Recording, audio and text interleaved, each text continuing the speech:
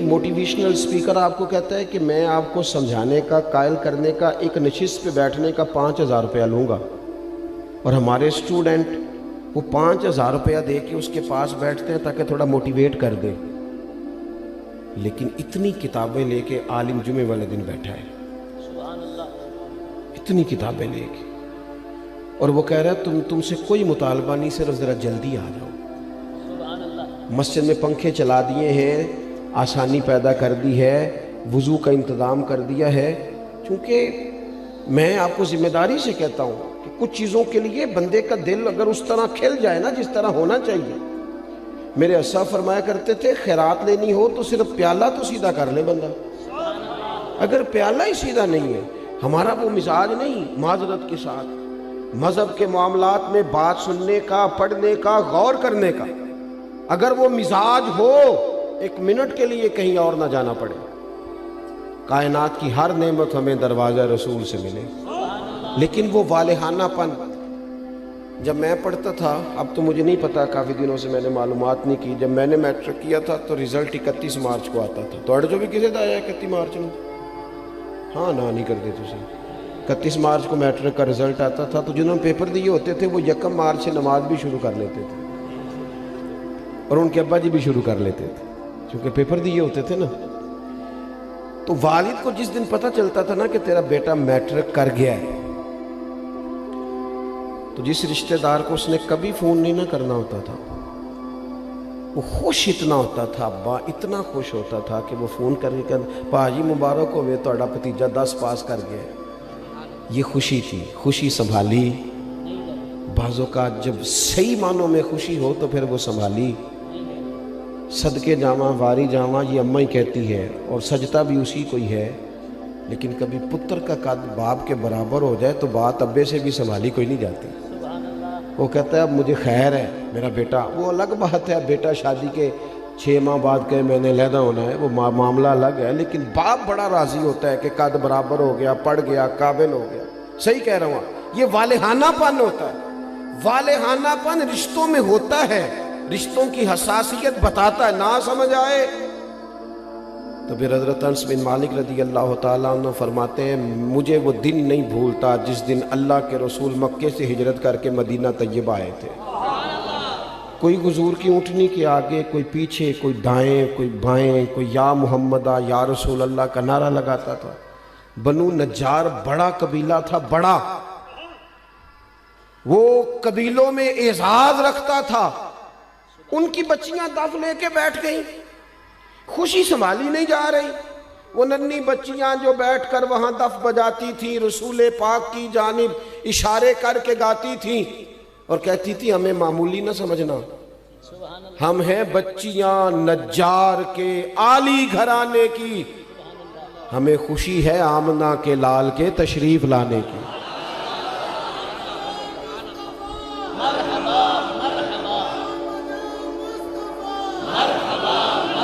تھوڑا سا نا اس میں والہانہ پن پیدا کریں، بس والہانہ پن، کسی ایک چیز کو بھی میلاد میں رسم نہ بنائیں۔ ساڑی مسیح تے محفل نہ ہوئی تے بندے کی آکھن گے، یہ بات چھوڑ دیں، بندے نے آکھن لی محفل کرانی، یہ تو رب رسول کی رضا والا کام ہے، اور اس میں سے رسومات اور قیود بھی نکال دیں۔ اتنی مہنگی محفل کر دیا ہے، غریب آدمی ہاتھ ہی نہیں ڈال سکتا محفل کو، اتنی مہنگی، اتنے موٹے خرچے آنے والوں کے۔ جو یہاں آپ کے علاقے میں نعت پڑھتا ہے وہ بھی نبی پاک کی پڑھتا ہے۔ تھوڑا سا نا چیزوں، میں نے اس دفعہ پچھلے سال دوستوں سے کہا تھا کہ جڑا تسی شاپنا چ لنگر دیندے ہو نا، انہوں بھی پیر صاحب تے مولوی صاحب تے خطیب صاحب لنگر شریف ہی آندے نے، انشاءاللہ کھا لیں گے بھی، سب کا لنگر ایک جیسا پکایا کرو۔ بہت سارے غریب گھروں میں سارا سال نہیں گوشت پکتا، اگر زیادہ بوٹیاں ڈال کے میلاد شریف پہ بٹھا کے طریقے سے کھلاؤ گے نا کھانا، تو ہو سکتا ہے ماڑے بندے کے بچے اپنے باپ سے پوچھیں کہ ابا جی سان تے کدی انج نہیں لبا، یہ اج کی ہے، اس بھی رو کے آکھنا پتر رج کے کھاؤ، اج نہیں کوئی تانوں ڈکدا، اج میرے نبی پاک دا میلاد شریف۔ لیکن اس میں جذبات لے کے آئیں، احساسات لے کے آئیں، اس کا بھی وہ والا ماحول نہ بنائیں جن نے 2 لاکھ دیتا ہو مہمان خصوصی، سٹیج دی زینت بس کریں۔ حضور کی محفل میلاد کا مہمان خصوصی وہ ہے جو آ کے فجر کی اذان دیتا ہے، جو مسجد میں جھاڑو دیتا ہے، جو رسول اللہ کے دین کی نوکری کرتا ہے، نہ سمجھ آئے تو بخاری شریف سے اس خاتون کا واقعہ نکال کے دیکھو جو میرے نبی پاک کی مسجد میں جھاڑو دیتی تھی۔ صحابہ نے حضور کو تکلیف دینا پسند نہ کیا اور جنازہ پڑھ کے دفن کر دیا تو حضور قبر پہ آ کے کھڑے ہو گئے، اور ساری دنیا گنبد خضرا پہ، اور حضور کسی کی قبر پہ آ جائیں۔ نبی کریم آ گئے قبر پہ کیونکہ یہ مسجد میں جھاڑو دیتی ہے، حضور قبر پہ کھڑے ہو گئے۔ ویسے تو دوسرا جنازہ جائز نہیں، لیکن وارثوں نے نہ پڑھا ہو تو پھر جائز ہوتا ہے، اور حضور تو خود وارث ہے نا ساری امت کے۔ تو نبی پاک نے قبر پہ کھڑے ہو کے فرمایا بناؤ صفے، میں دوبارہ جنازہ پڑھاؤں گا۔ تھوڑا سا نا حقیقتوں کا سفر کرے۔ بڑی ہو گئی رسمی باتیں، بڑا کچھ ہو گیا، اب تھوڑا سا نا ہمیں اپنے مزاج میں دیکھو۔ حضور نے کہا تھا کسی صحابی سے کہ میرے ناک سے یا میرے منہ سے بلغم نکلے تو چہرے پہ مال لینا۔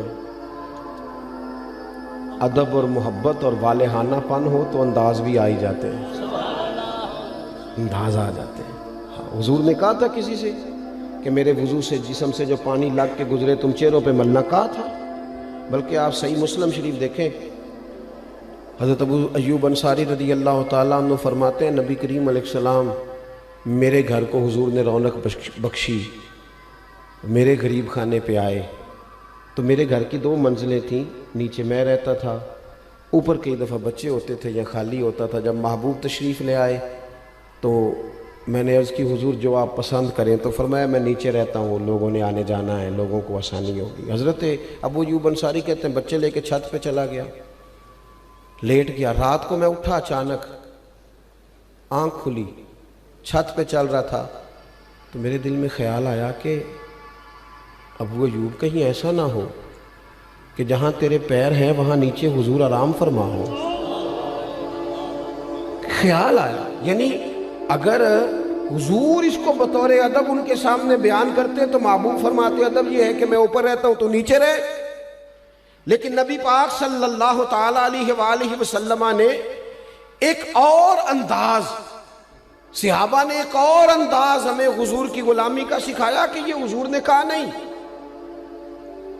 حضرت ابو ایوب کہتے ہیں مجھے وہ خیال آیا تو میں ایک کونے میں ساری رات کھڑا رہا، اور وہاں میں نے ساری رات بیٹھ کے گزار دی۔ صبح آ کے عرض کی یا رسول اللہ میرے بس کی بات نہیں ہے چھت پہ رہنا، جہاں نیچے آپ تشریف فرما ہو۔ محبوب نے یوں نظر اٹھا کے چہرہ دیکھا، اور ان کی قلبی کیفیت اور ان کے باڈی لینگویج اور ان کا انداز کا اخلاص، فرمایا ٹھیک ہے تو بچے لے کے نیچے آ جا اور میں اوپر چلا جاتا ہوں۔ یہ صحابہ نے نا ہمیں حضور کے ساتھ والہانہ پن، ایک تو محبت کا والہانہ پن، ادب کا والہانہ پن، اور تیسری بات، اور اسی کے قریب جا کے میں نے بات سمیٹ دینی ہے، وہ نبی پاک کا حکم ماننے میں والہانہ پن رکھتے تھے۔ آج کل کسی دوست سے کہے نا نماز پڑھو، وہ کہنا ہے تسی دعا کرو میرے لیے، میں نماز پڑھا کراں، تو میں کہنا بینک تنخواہ آ جائے کدی نہیں کسی دعا کرائی کہ دعا کر دیو میرا تنخواہ لین جانو دل نہیں کرتا پیا، کرائی کبھی کی ہنسنے کی باتیں نہیں ہے، اللہ معاف کرے۔ مسجد میں کیوں ہنسنا ہے جی ہم نے؟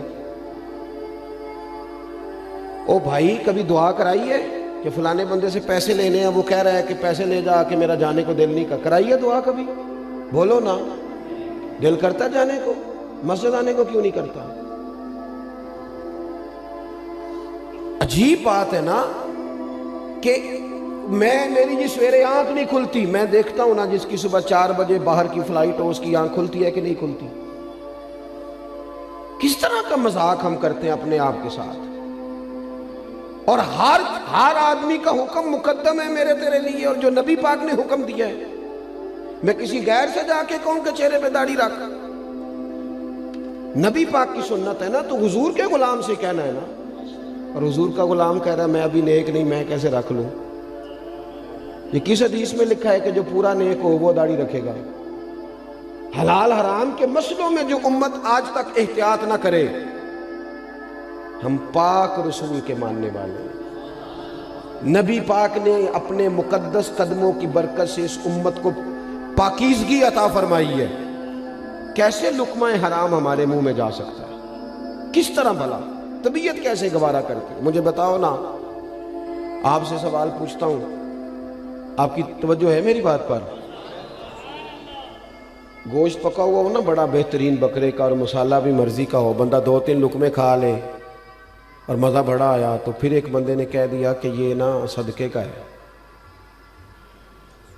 آپ کے منہ میں اس کا ذائقہ بدل جاتا ہے۔ صحیح کہہ رہا ہوں؟ جس طرح آپ کے منہ میں، اور اگر کسی نے کہہ دیا یہ تو مردار ہے، ذبح ہی نہیں کیا گیا تھا، تو ہو سکتا ہے الٹی بھی آ جائے، کہہ کر دے کہ یار یہ ٹھیک نہیں۔ تو میرے بھائی، جس طرح اس پر کہہ آتی ہے نا ایک لقمے پر کہ یہ حرام ہے، اس طرح تیرے پاس جب 50 لاکھ حرام کا آئے اس پر بھی کہہ آنی چاہیے، اس پر بھی تجھے الٹی آئے، تجھے گھن آئے۔ حضور نے اس طرح تزکیہ کیا، یتلو علیکم آیاتنا ویزکیکم، اس طرح تزکیہ کیا تھا کہ ان کے قریب کوئی شے ناجائز آ سکتی نہیں، سوال ہی پیدا نہیں ہوتا تھا، ذہن سازی ہو گئی تھی۔ آج اور پھر آپ کو ایک بات اور عرض کروں، نبی کریم صلی اللہ تعالی علیہ وسلم نے چاند کے 2 ٹکڑے کیے، ڈوبا ہوا سورج موڑا، پتھروں درختوں نے حضور کا کلمہ پڑھا، لیکن یہ ساری شانیں حضور کی بعد میں معروف ہوئی ہیں۔ نبی پاک کی جو بات سب سے پہلے لوگوں کے پاس آئی تھی وہ تو صادق اور امین ہونا ہے۔ ہاں میٹھا کھانا بھی سنت ہے، لیکن سچ بولنا سب سے بڑی سنت ہے۔ مسواک کرنا بھی سنت ہے، لیکن دل صاف رکھنا سب سے بڑی سنت ہے۔ تو یہ کیا بات ہوئی، چند ظاہری چیزوں پر تو عمل ہو جائے اور اسی کو پورا دین سمجھ لیا جائے، لیکن جو نبی پاک علیہ الصلوۃ والسلام نے معرفت کا نور اور روشنی دی ہے اس پر توجہ نہیں، اور بات ماننے میں بہانے، ہیلے بہانے۔ میں نے دیکھا ہے سیانے بیانے بندے اور مسجد کے حجرے میں میٹنگ ہو رہی ہے، اور انہوں نے کئی مولویوں کی پگڑیاں بھی کھول دی ہیں کہ فلانا کوئی کام نہیں کرتا، فلانا پیر غلط ہے، ان کو ساری تبصرے آتے ہیں۔ نماز کا ٹائم آتا ہے تو ان میں سے بہت سارے لوگوں کو کام یاد آ جاتا ہے، کئی کہتے ہیں میں نے وہاں جا کے پڑھنی ہے۔ یہ کیا صرف لفظوں کا ہیر پھیر ہے؟ صرف ہم نے وہ، میں جاتا ہوں نا، اب تو خیر مشکل ہو گیا ہے زیادہ جانا، ادارے کی مصروفیت بڑھتی جا رہی ہے دن بدن، لیکن میں دیکھتا ہوں کہ 21ویں محفل ہے جی ہماری، بانی محفل بتاتا ہے تو آپ نماز پڑھتے ہیں کہ نہیں دعا کرو، 21 مولوی مل کے بھی تجھے نیک نہیں کر سکے۔ میں نے کہا آج کے بعد نہ بتانا کسی کو، وہ کہیں گے کس طرح کے لوگ ہیں، 21 بندے آئے اس کے پاس اور ایک کی بھی بات نہیں سن سکا۔ چیزوں کو اصل پہ لائیں، اصل ہوتی ہے، اور بنیادیں ٹھیک نہ ہوں تو پھر آپ عمارتیں کھڑی کریں، کیسے کھڑی ہوں گی؟